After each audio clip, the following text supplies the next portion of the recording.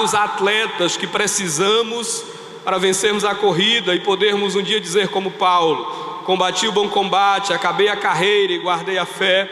Precisamos ser disciplinados e extremamente obedientes às regras.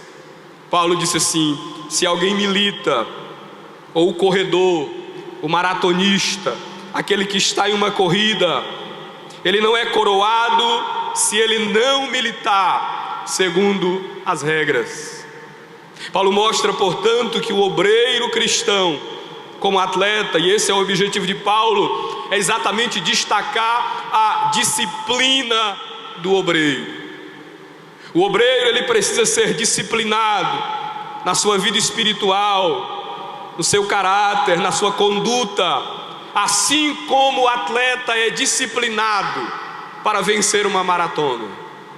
Assim como o atleta é obediente às regras, tem cuidado ali com a sua dieta, com tudo aquilo em volta, para que ele possa cumprir aquela maratona, cumprir aquele percurso e chegar até o final.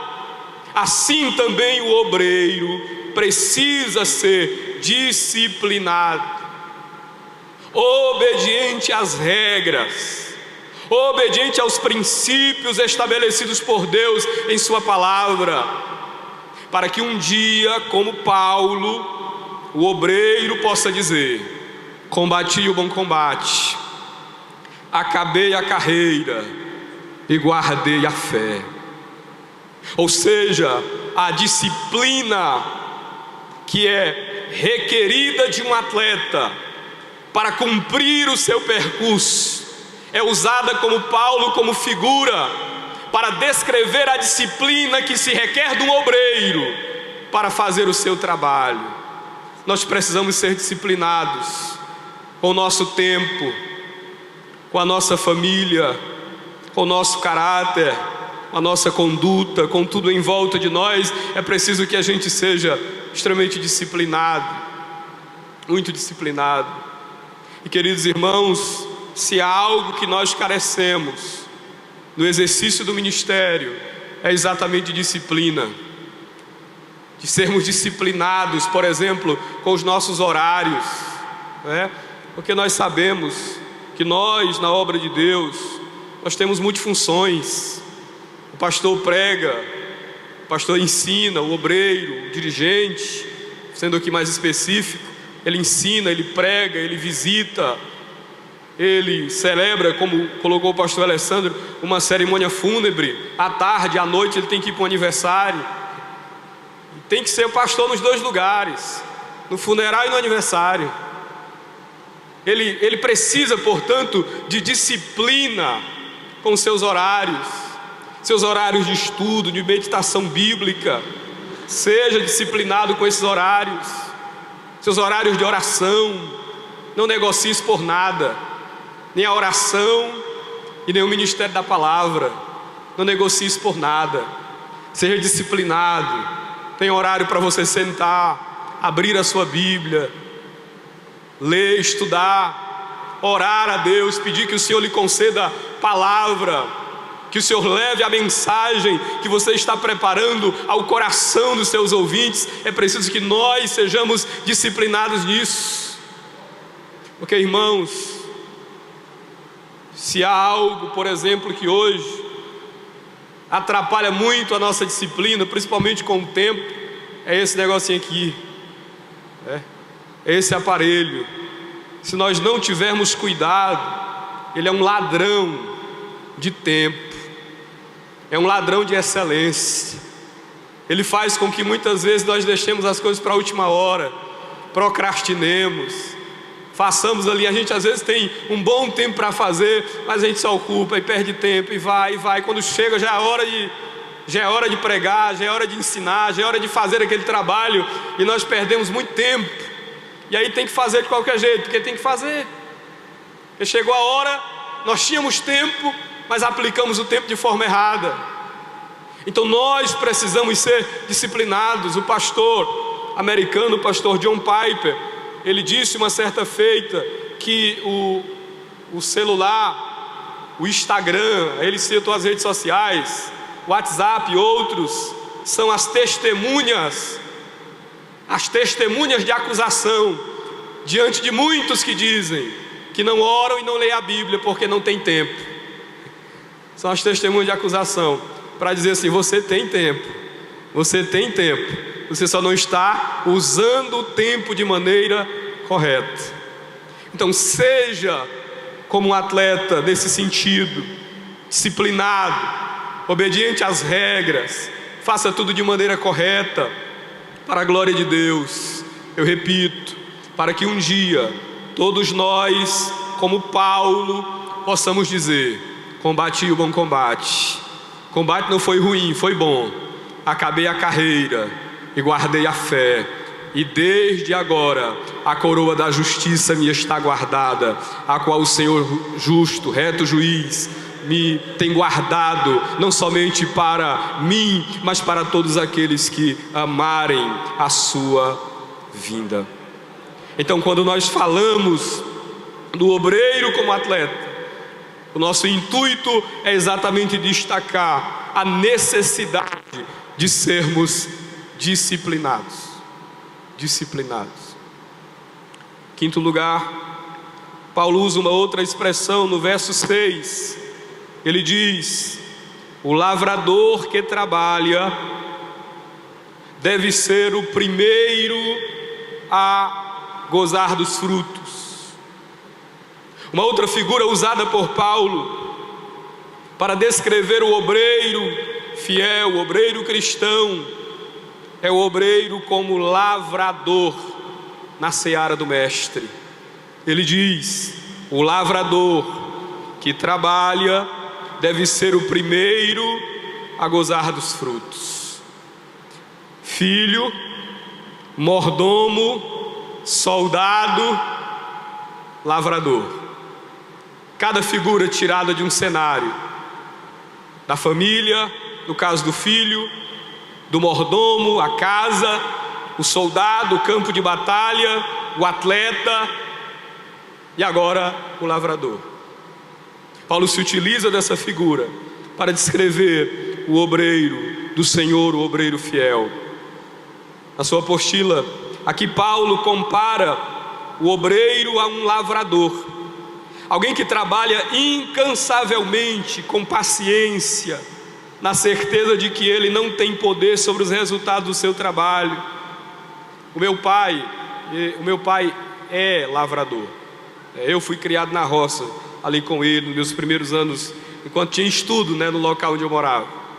E a gente percebe que uma das características que se evidenciam no lavrador é exatamente essa capacidade de ter paciência, confiança, cuidado, plantar, esperar a chuva cair, entendendo que ele pode preparar o terreno, plantar tudo aquilo, mas é necessário que o Senhor envie chuva sobre a plantação, faça crescer, faça gerar frutos.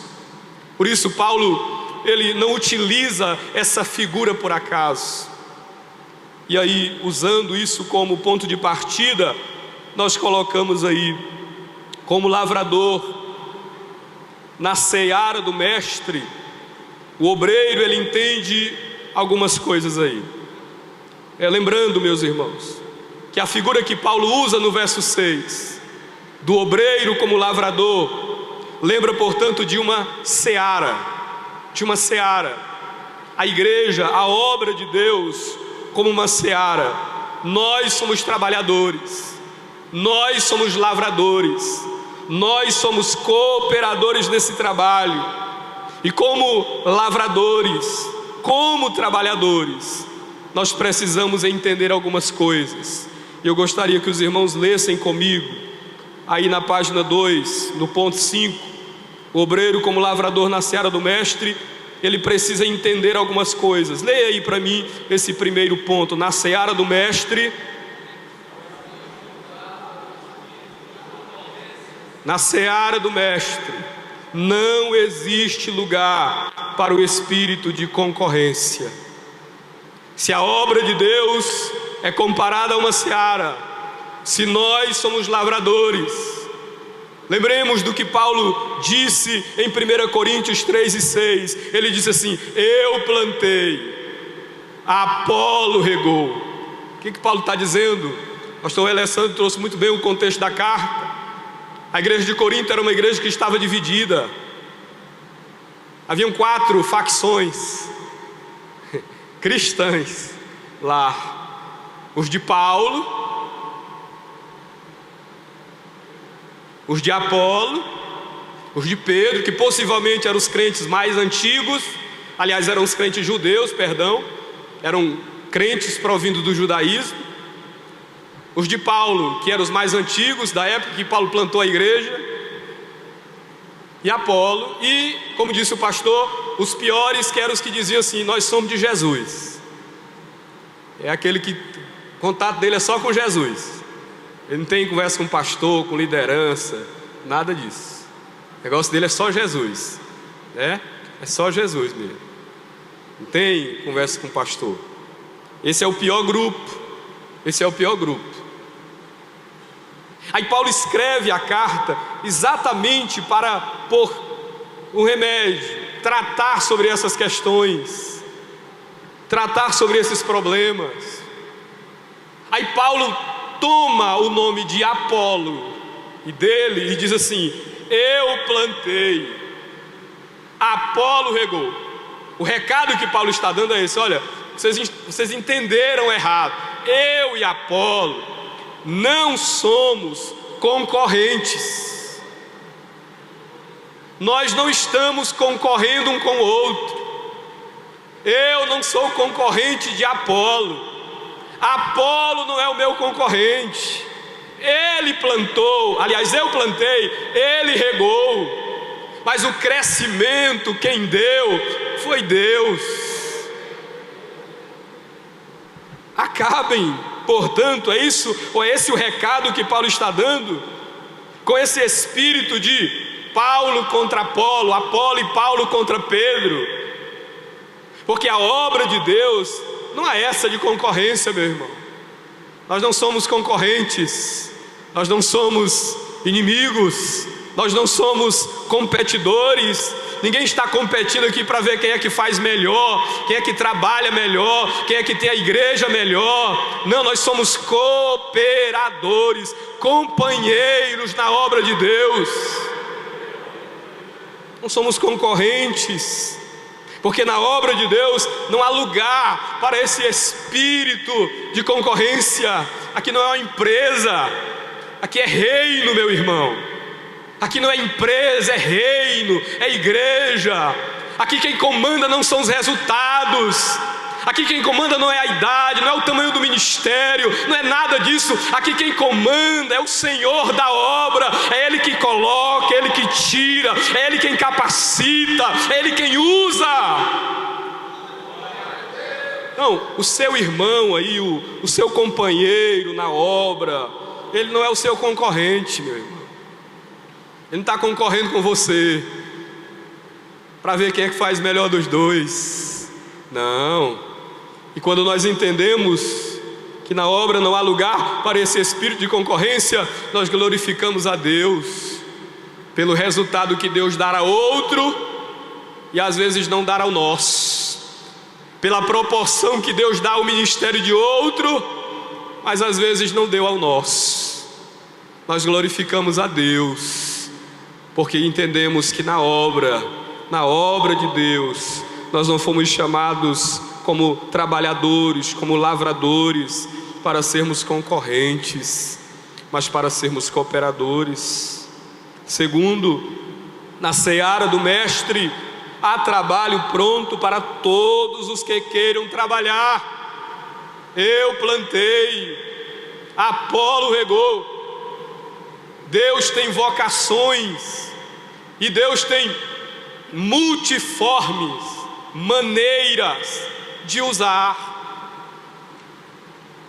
Nem todos serão pregadores, nem todos serão pastores, como eu disse, nem todos serão chamados para ter um trabalho de forma mais expressiva, mais evidente, mas todos têm um lugar de trabalho no reino, seja para abrir a porta para os santos entrarem na igreja, seja para servir um copo com água, mas todos nós somos chamados para servir.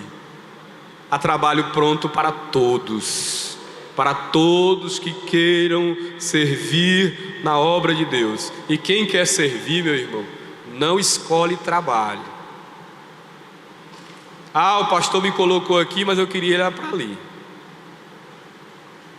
Ah, o pastor me colocou nessa função, mas eu queria ir aquela. Não escolhe trabalho. O trabalho lhe escolhe. O trabalho lhe escolhe. Deus coloca de acordo com a sua vontade. Há trabalho pronto.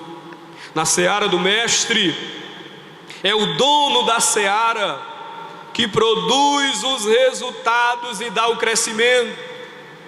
Eu plantei, Apolo regou, mas Deus deu o crescimento. É Deus quem dá o crescimento.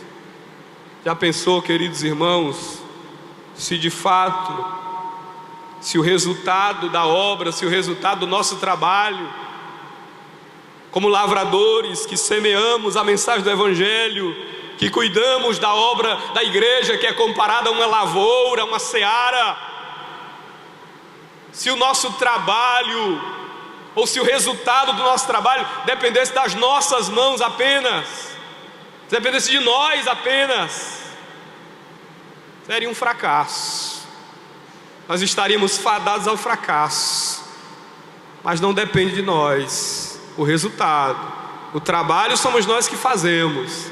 Nós plantamos, nós regamos, nós semeamos o Evangelho, nós ensinamos, nós discipulamos, nós visitamos, nós construímos, nós expandimos a igreja nesse sentido. Mas o crescimento, quem concede é o Senhor do trabalho.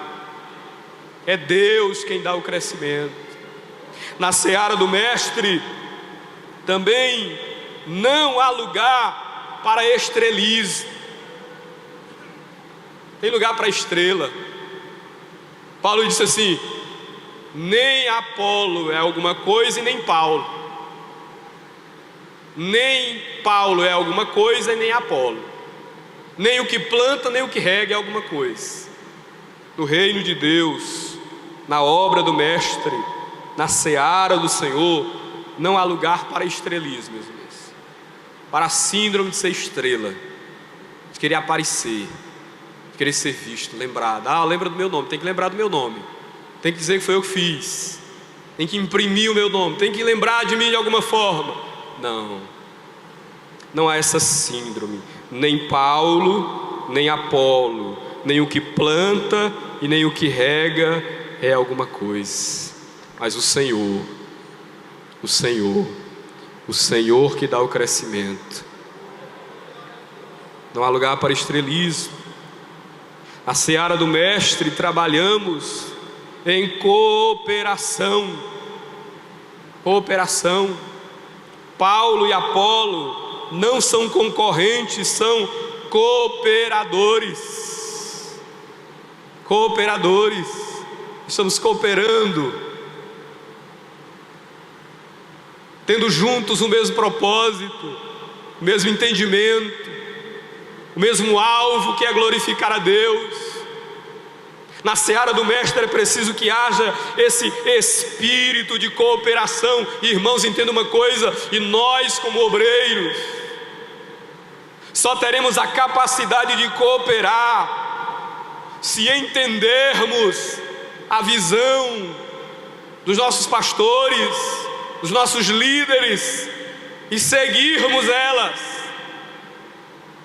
Cooperar é isso, é se ombrear, é trabalhar tendo como propósito glorificar a Deus, mas tendo a visão da obra ou do obreiro que o Senhor colocou para liderar a obra. Cooperadores. Na seara do mestre, nós precisamos lembrar também que um dia Deus pedirá conta do nosso trabalho.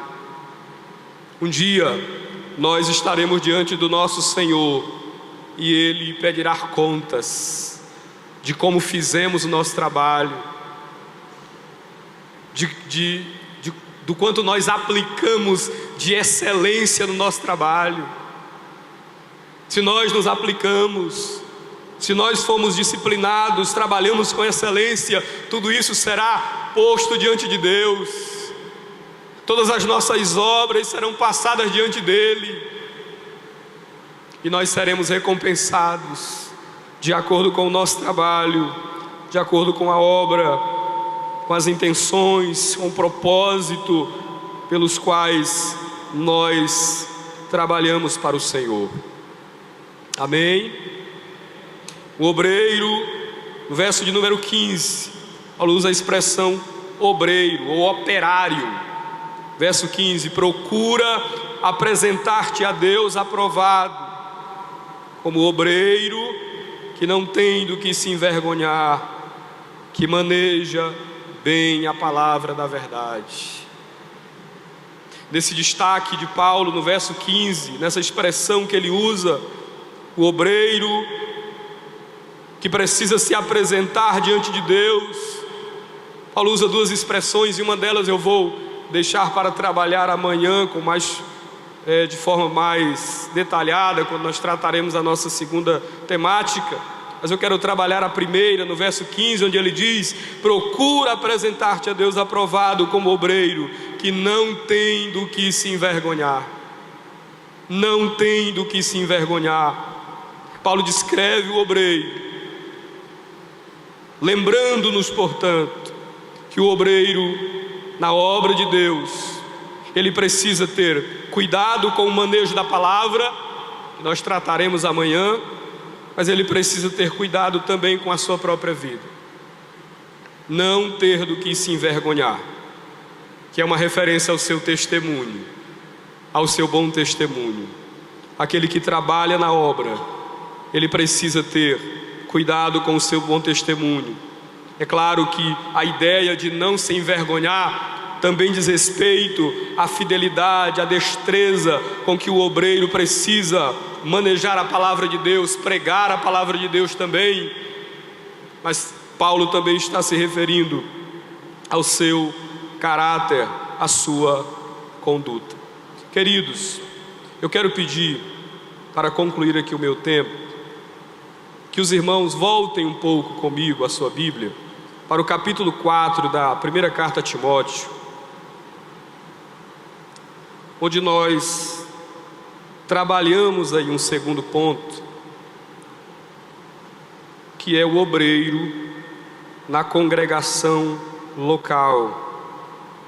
O obreiro fiel na congregação local, usando como base o que Paulo nos apresenta em 1 Timóteo 4, a partir do versículo de número 12, onde ele diz, 1 Timóteo 4 e 12: ninguém despreze a tua mocidade, mas ser o exemplo dos fiéis na palavra, no trato, no amor, no espírito, na fé, na pureza. Apenas o verso 12, por enquanto. Paulo diz, no versículo de número 12, Paulo estabelece, olhando para a pessoa de Timóteo, como deve ser o obreiro. O obreiro agora dentro da sua igreja local, como deve ser a sua conduta na sua igreja local. Eu quero dar um destaque a essas expressões que Paulo usa, e eu as coloquei na página 3. O obreiro, independente de sua idade, deve ser exemplo, padrão, modelo dos fiéis, alguém digno de ser imitado. Ele deve ser exemplo. Eu lembro de uma palestra que eu ouvi do pastor Antônio Joubert, em que ele disse o seguinte, ele diz assim, que o obreiro, aqui a ordem de Paulo é: torna-te o modelo dos fiéis. Ele diz que a questão ainda é um pouco mais difícil, né? Porque não é ser modelo para os infiéis, é modelo dos fiéis. É uma questão ainda mais grave, mais séria, porque é ser modelo dos fiéis, é ser padrão dos fiéis. Aí ele diz, Paulo nos apresenta algumas áreas em que o obreiro, dentro da sua igreja local, em sua vida diária, ele precisa ser padrão. Primeiro, é dito aqui que ele deve ser um exemplo, ou um padrão, ou um modelo na palavra. Ele diz, torna-te padrão dos fiéis na palavra. E palavra aqui, como colocamos, não é palavra de Deus. Quando Paulo diz, seja um exemplo dos fiéis na palavra, palavra aí dentro desse contexto não é palavra de Deus, é palavra do crente, é a palavra do crente, é a palavra do obreiro. Diz respeito a ser um homem de palavras firmes e verdadeiras, autênticas. O obreiro precisa ser alguém transparente, falar e cumprir. Alguém que a gente ouça assim, rapaz, eu conto uma história, quem foi que disse? Foi fulano. Ah, então é verdade. E não como aquele que alguém diz, conta uma história, quem foi que disse? Foi fulano. É, rapaz, vamos averiguar, avaliar. Mas não, foi ele que disse. Você pode segurar a conversa. Palavra, falar e cumprir, dizer vai e ir, dizer que vai fazer e fazer, levantar a mão em concordância e estar concordando mesmo. Porque há um princípio, irmãos, que eu aprendi muito cedo na minha caminhada cristã e no exercício da obra como obreiro, é que nós temos a liberdade de discutir proposta, mas não de discutirmos decisão. Às vezes numa reunião ministerial, o pastor vai lá e diz assim, olha meus irmãos, eu quero trazer isso aqui para vocês, para nós conversarmos. Aí um diz uma coisa, outro diz outra, aí tem alguém que às vezes não concorda, mas não diz nada. Aí o pastor aprova, amém meus irmãos levantam, amém, aprovou todo mundo. Aí esse que não disse nada lá fora, eu levantei a mão ali, mas eu não concordo com isso aí. À vontade, pastor. Isso aí é muito importante, irmãos. Essa questão aí que o pastor está falando aí. Uma vez aqui, nós decidimos uma questão aqui. Irmão, vamos fazer assim, assim. Vamos. Quem concorda? Concorda. A maioria concordou, não sei. Passou-se uns meses, nós realizamos aquilo que tínhamos concordado. Aí o irmão chegou e disse, aí foi contra demais. Eu estou contando isso aqui, não é é que isso para mim já passou, eu estou curado. Isso é só como exemplo, né? Aí o irmão me afrontou. Mas irmão, nós não concordamos na reunião do ministério. O senhor estava na reunião. Ele disse, mas eu não concordei, mas eu não disse nada. Viu? Aí ele disse que não disse nada. Aí veio dizer, então nós devemos discutir propostas e não decisões. Decisões já estão tomadas. Nesse dia eu quase morro. Mesmo. Literalmente mesmo, né? Mas Jesus não deixou e eu também amo o irmão. Acho que eu amo ele mais do que quando eu amava naquele tempo, né? Então, mas é assim, irmão. As decisões não podem ser mais discutidas, já foi decidido. Agora as propostas, quando são trazidas, aí a gente pode discutir as propostas, mas decidiu, acabou, né? Muito bem, pastor. O obreiro, ele precisa ter palavra. Quando Paulo fala de palavra, ele está falando da palavra do obreiro. Mas ele diz mais: seja o exemplo dos fiéis na palavra, no trato, ou seja, no procedimento. O obreiro precisa proceder de maneira correta, justa, em todas as áreas da sua vida, de modo que não cause escândalo na obra e para a obra. Procedimento, conduta. Seja também um exemplo dos fiéis no amor, ou seja, o obreiro cristão, o verdadeiro servo do Senhor, deve amar o Senhor acima de todas as coisas e também amar o seu próximo como a si mesmo.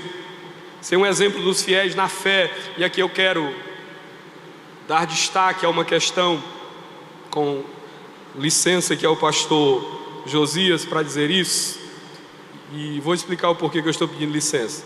Quando Paulo diz assim, fé aqui, o conceito de fé usado por Paulo não é fé no sentido de crer. Fé aí é conteúdo e não ato, não é ato de crer. Fé aí é conteúdo da crença. Seja um padrão dos fiéis na fé. E fé aí nesse contexto não é crer. Fé aí é conteúdo. É o conteúdo da crença e não ato de crer. Seja um padrão dos fiéis na fé, na crença, naquilo que você crê. No que é que você crê?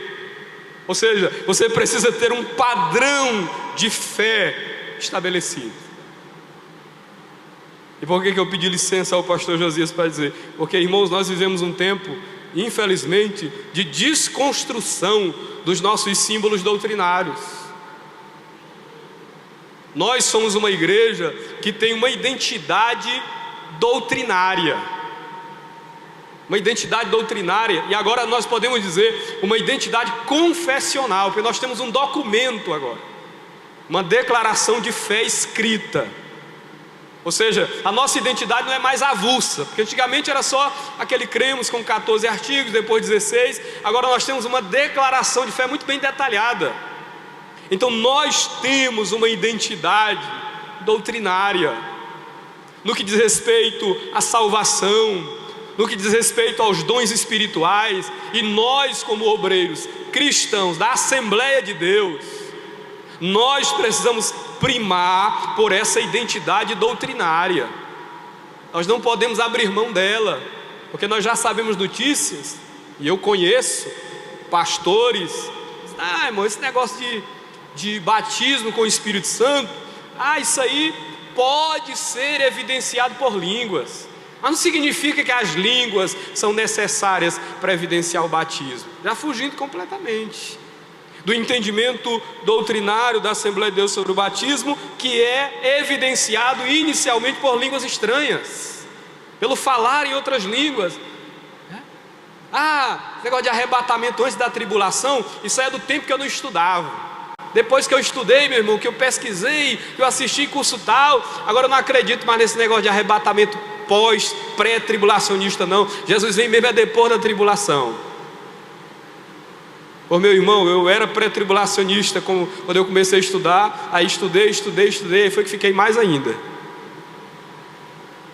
Então nós precisamos primar pela nossa identidade doutrinária.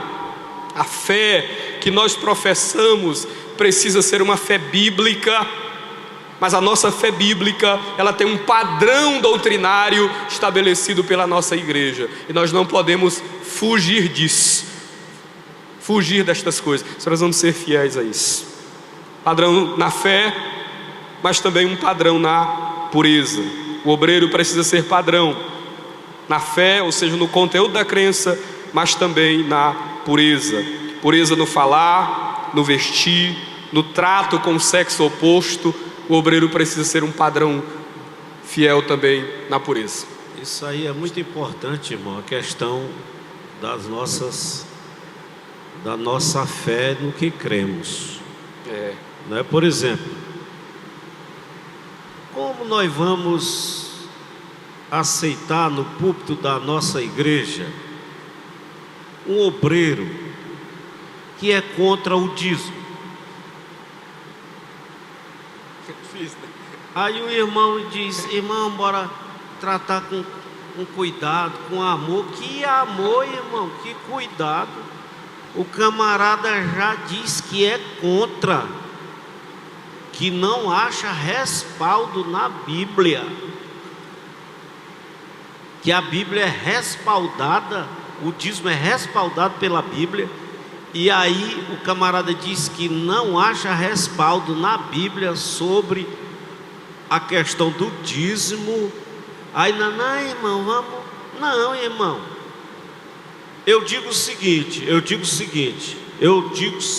medo de estar errando e de estar mandando. O lugar do crente, do obreiro que é contra o dízimo, não é aqui na Assembleia de Deus, na Igreja Cristã do Brasil.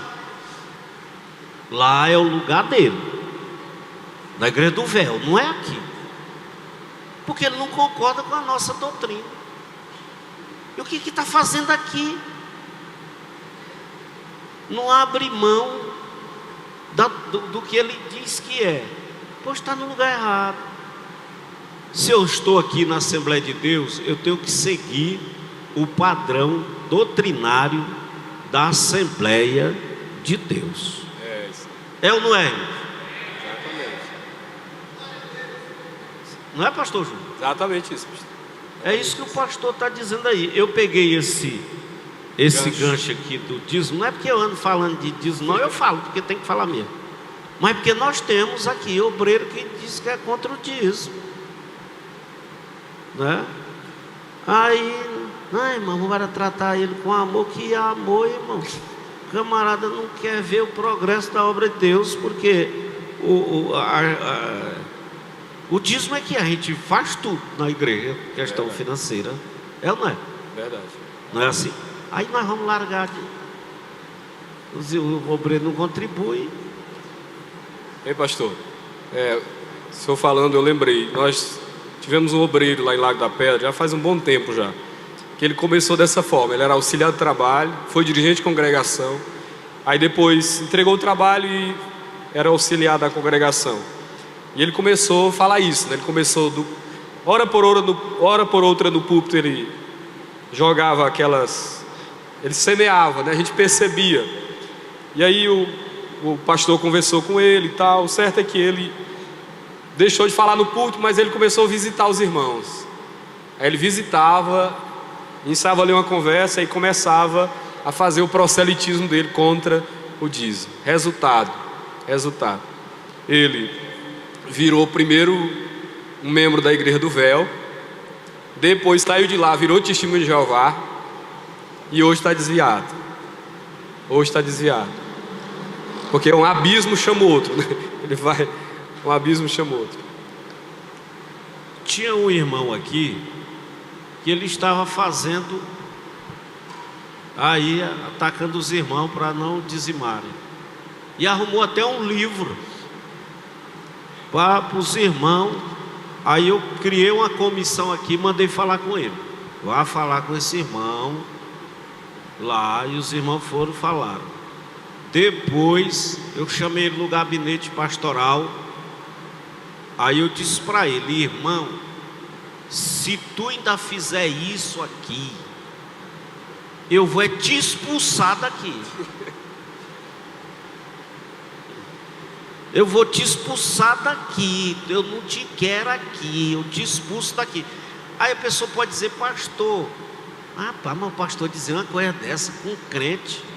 Irmão, um camarada desse está atrapalhando. Então, para atrapalhar, a Igreja Católica excomunga, né? Não, excomunga também. Vai para lá. O que é aqui? Olha o que foi excomungado da Igreja Católica, condenado a 90 anos no purgatório. Levanta aí, irmão. Levanta a mão aí. Mas Jesus salvou ele e acabou lá. Nenhuma condenação lá. Então, irmão, é assim, né? É muito bem colocado isso que o pastor está dizendo aqui, esse exemplo na fé. Não é a fé de crer, né? Essa fé que todos nós cremos, mas é de seguir aquilo que a doutrina é importante. Então, e nós estamos aqui, irmão, na escola bíblica, é para isso mesmo. É para discutir esses assuntos, é para estudarmos esses assuntos, para esclarecermos estes assuntos. Continue, pastor. Eu vou encerrar, meu pastor. Meu tempo já passou. Vamos ficar em pé, meus irmãos. Fazemos uma oração. Muito grato por essa primeira oportunidade que o Senhor nos deu de estar aqui com os irmãos nesse dia. Amado Deus, muito obrigado pela tua graça, pela tua misericórdia dispensada, pela tua palavra que é viva e eficaz, que é poderosa para nos renovar, para nos fortalecer. Continue abençoando esse trabalho, teu servo que estará ministrando a segunda plenária desta noite. Concede a tua bênção e a tua graça a todos nós, Senhor. Continue abençoando o teu povo, em nome de Jesus. Glória nós te pedimos. a Deus. Amém. Amém.